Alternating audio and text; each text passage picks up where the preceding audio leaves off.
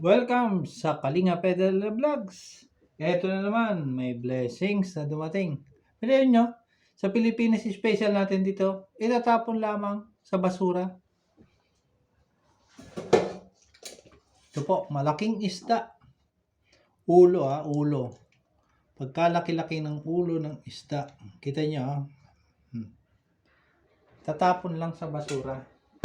Dito po ang mga nagtitinda ng isda sa palengke, meron siyang stall na solo niya. Hindi palengke. Ngayon po, ang tindahan na ito, puro mga isda lang. Kapag ang ulo malalaki, tinatapon nila.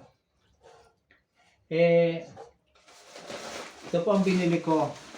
Yung pong isdang mahirap, tinatawag na isdang mahirap. Yung mga may kaliskis, tamban. Bumili ako ng 7 piraso. Ayan, dalawa lang naman kami mag-asawa, 7 piraso lang siya.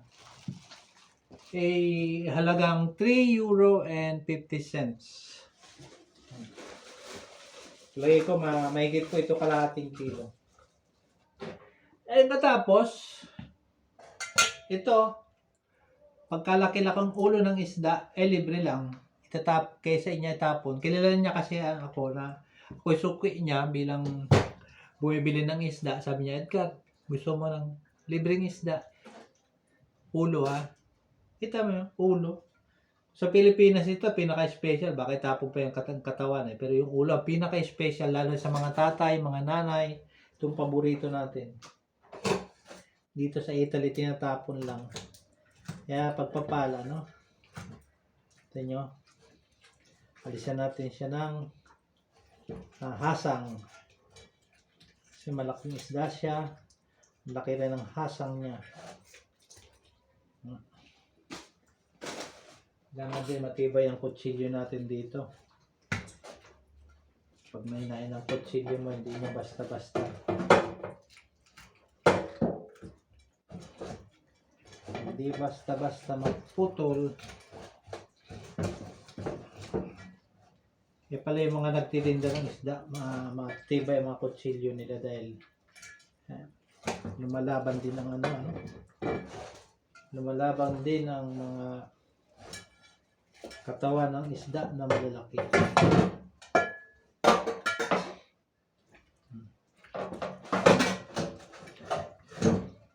Hanapin at yan, tatanggalin natin ang hasang na malaki. Ito nga, kita mo tayo bako dito sa Pilipinas. Sa Pilipinas, dito may mga bagay tayo sa atin na tinatapon, pero talagang halos ubos na yun, wala na siyang pakinabang. Dito sa Italy, kita nyo, hindi pa po talaga taghirap dahil kita nyo naman. Malaking ulo ng isda. Tama-tama, meron ako ditong pechay. Papaanayin ko siya ng sinigang. Aasiman natin.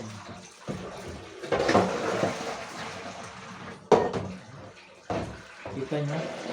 Halos mag-1 kilo. Puro laman siya.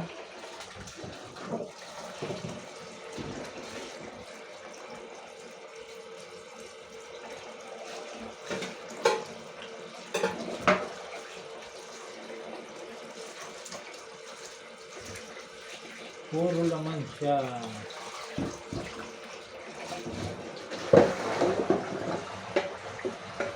Ano naman, yung ulo, may parte siyang mga itatapon, pero may parte din siyang mga pakinabangan pa. Ang gagawin natin ay lagyan natin ng tubig. Yun. Umuulan na po dito sa amin. Umuulan na. Okay. Kita ko po yung video, Ayan. Yan. Ngayon, alisin natin yung pechay. Yung kanin ko po, nag-iinin na. Tapos, yung pechay natin, naka-ready na din. Tapos, salang na natin pagkalaki-laking isda. Dito natin ilagay. May naka-ready na ditong cauliflower.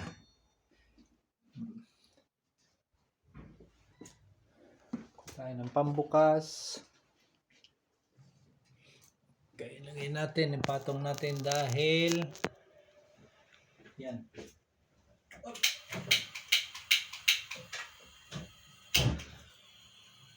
Lakas ng apoy.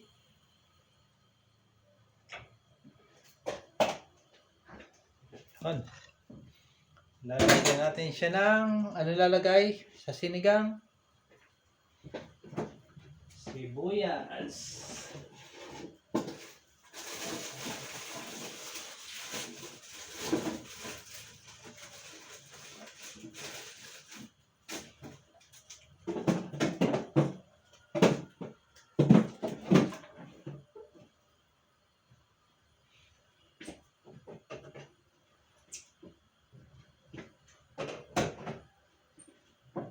Lalagay ko ay sibuyas. Ito po yung sibuyas.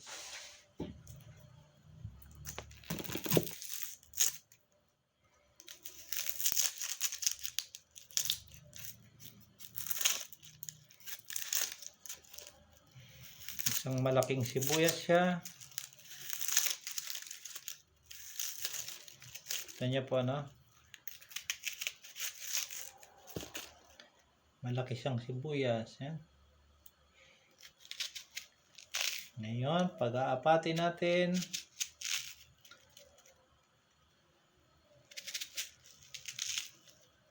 Anim, 8 hiwa. Yan po, ano yan? Ito niya. Bahala na siya doon. Bahala na siya doon sa loob. Halo natin siya. Yun, lumipad na, lumipad. Lumipad. Bukas tayo ng ilaw. Kasi nagagalit na po ang langit. Uulan na po dito. Yan po, no? Ulan na. Tingnan po. Apoy, pupul ko para malakas. Ang apoy. Laki-laking isda. Siguro 1 kilot kalahati siya. Namigay lang. Hindi nga, pag binibigyan tayo, tanggapin natin. Hindi ko naman siya hinihingi. Palibasa suki tayo, ay binibigyan tayo. Kaya,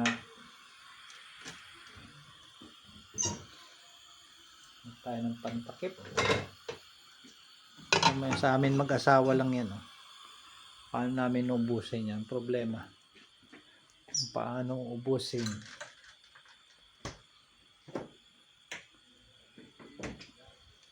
So, mag-ready tayo ng sinigang mix. Yun. Yan po, no? May naka-ready na ako. Yan. May naka-ready na akong pang asim saka yun po.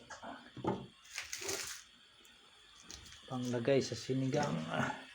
Sabi nga, mukasim. Paano ba? Mukasim talaga.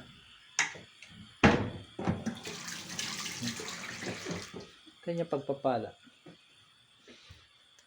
Galing sa trabaho, nag-study kami ng isa kong kaibigan. Tapos mag-study, nagbili ako ng halagang bariya na 3.50 cents na isda.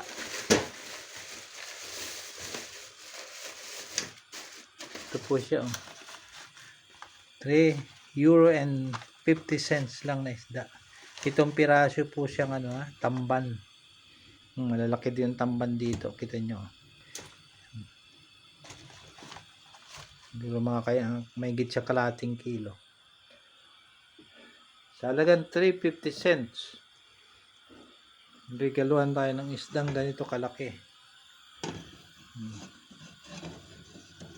Hapon na namin pagkain yan. Hindi pa namin maubos, dadalo lang naman kami. Kaba na nga naman pagpapala. Ito po yung galing sa Pilipinas. Oh. Tapos ito, yan. Kaya, sabi nga, pasalamatan natin ang biyaya nagmumula sa langit. At sabi nga nung gumawa tayo ng mabuti. Nagtrabaho ako, normal. Kasi yung pamilya ko. Ngayon naman, gumawa tayo ng mabuti. Makapag-aral sa isang kaibigan. Makapag-aral siya ng kasulatan, ng Biblia. Ngayon nakapag-study kami. Pagka-study namin, masarap na ang pakiramdam ko. Tapos bumili ako ng isda. 3.50 cents na halaga ng isda. At eto, ang gantimpala, binigay lang sa akin ng pagkalaki-laking ulo. Mga 1 kilo kalahati yata.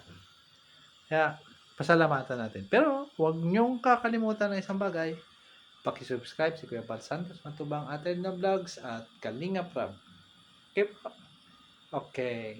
Ito yung mga kasama kong mga president ng Karepa, si President Birador, si President Direk Tuelsa, si President Sangkay, at lahat mga reactors, pati mga kaibigan ko na